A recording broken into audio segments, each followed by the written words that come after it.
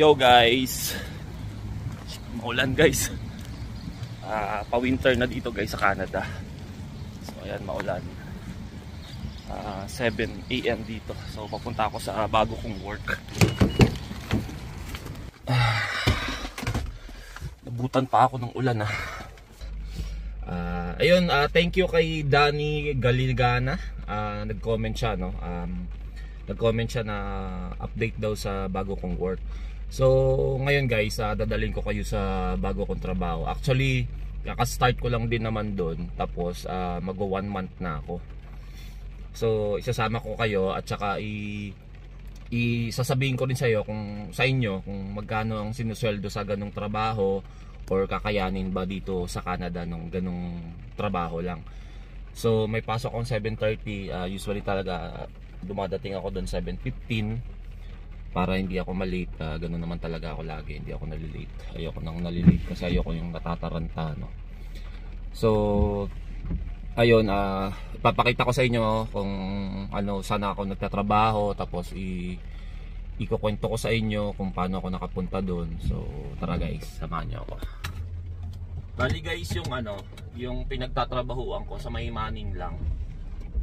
Halos katabi lang nila Kuis. Kung naalala nyo si Kuis Ron, doon siya nakatira sa Manning. So kung ida-drive ko siya guys, nasa 5 minutes at 4. Parang TCS din guys. So ayun, pangit lang panahon ngayon kasi umulan ngayon pala. Akala ko medyo maliwanag.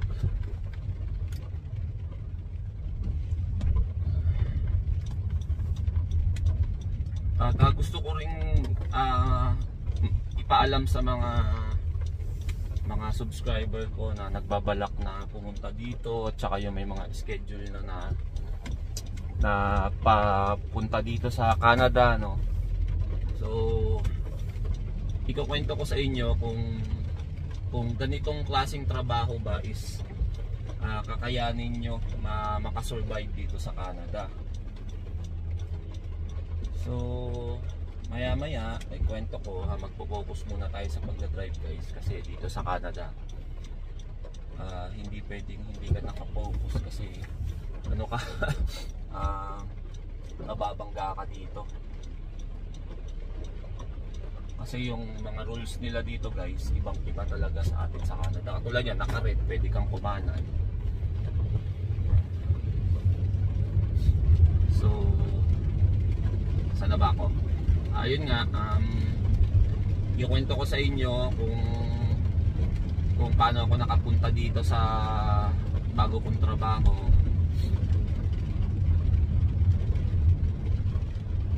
Tsaka yung mga guys, yung mga issue ngayon dito sa Canada, yung mga kung nakikita nyo, maraming issue dito, lalong lalo na sa Vancouver. Sa Vancouver naman yun guys. Dito sa Edmonton, iba naman yung sitwasyon dito. Pero although na Canada pa rin, pero kasi kung nakikita nyo sa mga TikTok, sa mga Facebook, mga nagkakaproblema dun sa ibang lugar sa Canada. Hindi ko nga alam guys kung bakit ganon, yung iba nagkakaproblema. Dito naman sa Canada, basta wala ka lang gaanong gastos na malalaki, like yung mga katulad yan, mga kotse na magbabayad ka ng bi-weekly mo every 2 weeks, yung mga 500 pataas, tapos hindi mo naman pala kayang bayaran. Kami nakaka-survive naman kami sa ngayon, nakaka-survive kami pero based sa experience namin, nakaka-survive naman, hindi naman kami nagkakaproblema basta wala lang tigil yung trabaho mo. Kasi yun lang talaga yung totoo dito guys. Totoo yung sinasabi na magtatrabaho ka na magtatrabaho dito. Kasi nga, dito nga, mahal nga talaga guys sa Canada ang buhay. Sobrang mahal dito guys. Kaya nga sinasabi nila na mayaman na na bansa to kasi nga mamahalin din yung mga bilihin guys, sobrang mahal din. Pero yung sweldo mo nakaka-survive naman. Katulad niyan, itong bago kong trabaho, to guys, fast food to. Dito ko piniling magtrabaho kasi nga para sa PR, kasi kasi nga magkakaroon ako ng maraming points para makapag-apply na sana kami ng PR, para sana si Crash hindi na namin antay mag-graduate, magtrabaho siya para kami maka-apply ng PR. So nag-decide kami na sige, try ko muna to, tingnan ko kung okay ba tong work na to sa ganung halagang sa ganun na halaga na sweldo. So tinry ko, sa awa ng Diyos, ito magwa 1 month na ako. Yung trabaho dito guys, madali kaysa doon sa TCS, kasi guys sa TCS kung naalala nyo, sumuko ako doon sa lamig talaga. So eto, wala siyang lamig, pero yun nga lang, medyo marami siyang trabaho. Ayun, nalaglag pa yung cellphone. So yun nga guys, dito medyo madaming trabaho, kaya nakakapagod din, pero magaan, hindi katulad sa TCS. May lamig na, tapos medyo mabibigat pa, pero sa sweldo talaga mas okay sa TCS, no? So andito na ako guys sa Kalapoy Seron. Papakita ko sa inyo yung bahay nila. Ayun yung bahay nila guys, yung red. Ayan. Ayan yung pick up ni Kuis. Ayun yung bahay nila. So dito yan. Dito ako shortcut sa bahay nila Kuis.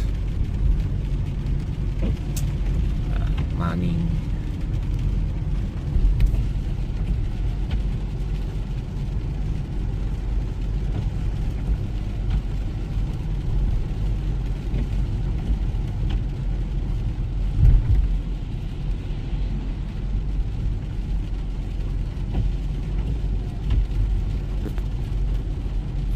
Itong guys, itong Manning Center na to, para siyang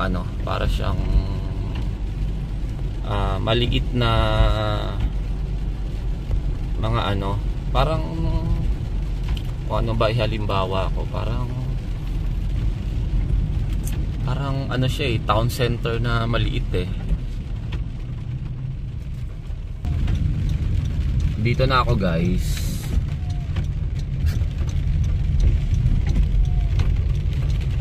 Yan, maraming mga restaurant din dito. Tapos may mga outlet ng Old Navy, may Petlan, may Sport Check, may Marshall.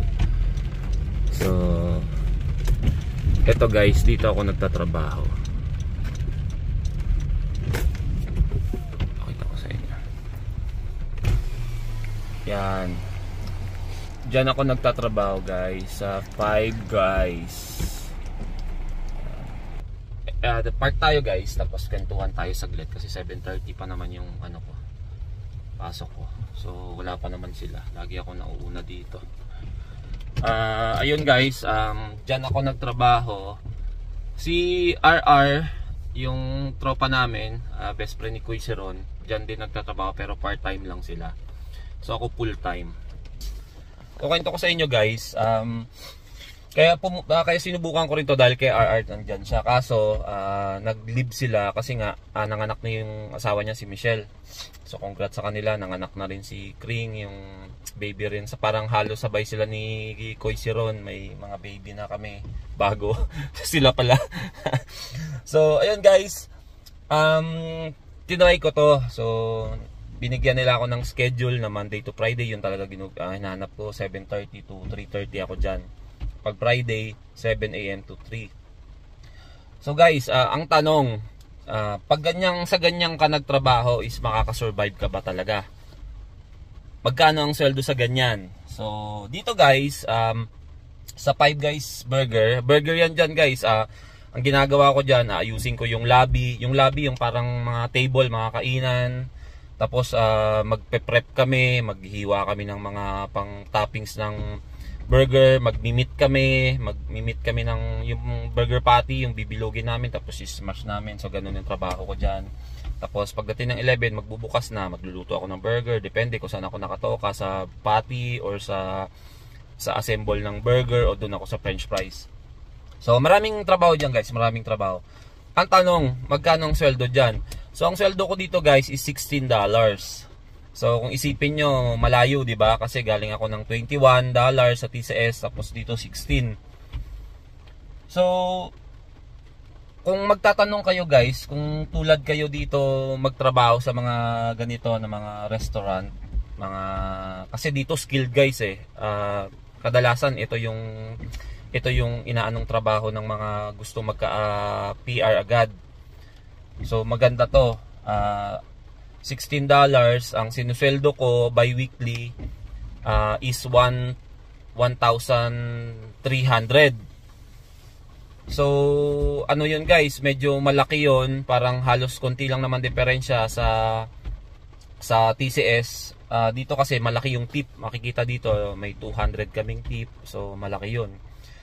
So yun guys, dito kung diyan kayo mag-apply pagdating nyo dito, ganun ang magiging sweldo nyo. Depende sa restaurant siguro, pero dito kasi sa Five Guys, kung katulad sa amin, nagre-rent kami ng 1,040, tapos bayad ko dito sa sasakyan namin is 311, tapos may insurance kami na mataas kasi nga new driver, 400. So kung dito guys sa 1 month, kung maganda yung sales dito, maraming tip, ang susweldohin mo siguro dito is 2,600 plus, depende. Kasi may tip kami guys sa ano, yung parang credit card. Kasi pag kakain ka dito guys, pag bibili ka, may automatic tip kung magbibigay ka ba. Tapos may cash din kami, pero mga coins lang. Pero may naiipon na ako guys, siguro nasa $10 na rin. So ayun, para sa akin guys, kung ganun lang yung ano nyo, yung gastos nyo, makakasurvive naman, pero mas maganda pa rin pag may trabaho pa rin yung partner nyo, no? So ayun, yun ang kwento ko sa inyo guys. Ito yung uniform ko guys, oh. Yan. T-shirt lang siya. So ganun guys, yan ang bago kong work dito. Takbo tayo guys, muulan. Ayan guys, yung Five Guys burger. So ayan siya guys, pakita ko sa inyo sa loob. Bawal mag-vlog dito guys, pero itong loob lang pakita ko sa inyo. So ayan siya. So yun guys, break ko na. So itong food ko. Kwentuhan tayo sa kotse guys. Ayan guys, kung nakita nyo, aking t-shirt Five Guys na. So ito yung food ko. Kagandahan dito guys sa ano, sa Five Guys, may libre kayong food. So di mo na kailangan magdala ng food.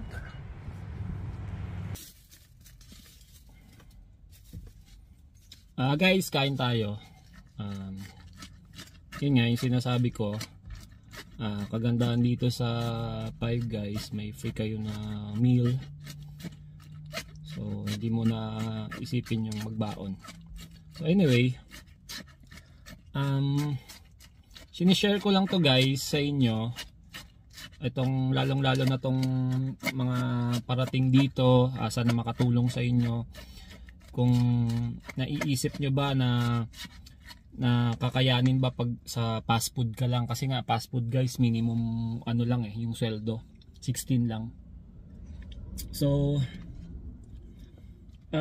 para sa akin guys, kakayanin nyo naman. Wala pa nga OT yun sa amin walang overtime so yun ang medyo hindi ko gusto, kasi nga walang overtime, kaya hindi lumalaki yung kita natin. So ayun nga guys, magwa 1 month na ako dito. Tapos bukas off ko. Kain tayo guys, salad yung pagkain ko. Bukas off ko. May interview ako doon sa isang company naman. Plano ko kasing lumipat, kasi para mas gusto ko yung schedule doon, kasi nga ang trabaho doon Monday to Thursday lang. So may off ako ng Friday, Saturday, Sunday. So fix lang yon. Ang kagandahan doon guys, maganda kasi offer nila sa akin, 25 per hour. So bukas mag-interview ako, tingnan ko kung anong mangyari doon. Tapos pag sakaling makuha ako doon, baka lumipat na ako. Para sa akin kasi guys, parang hirap yung hirap mag-adjust kasi galing ako sa 21, tapos babalik ako sa 16, bababa ako sa 16. Although na okay sana yung points sa pag-PR namin. So kaso mas gusto ko kasi guys na yung mas malaking kita kasi nga magpi-PR din naman kami, pero yung kung dito nga ako magtatrabaho mapapabilis lang. Pero kasi ang hinahabol ko is makaipon, kasi nga para pag nag-PR kami makakapag-ipon na ako pang down ng bahay, kasi nahinayang ako sa sa renta. So plano namin pag nag-PR na kami, may ipon, bibili na kami ng bahay para hindi sayang, maski pa paano tumatakbo na. So yun guys, tatapusin ko lang tong ang break time ko, tapos balikan ko kayo pag out ko, no.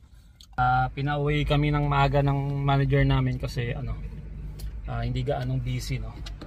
So okay lang, makapagpahinga din ng maaga.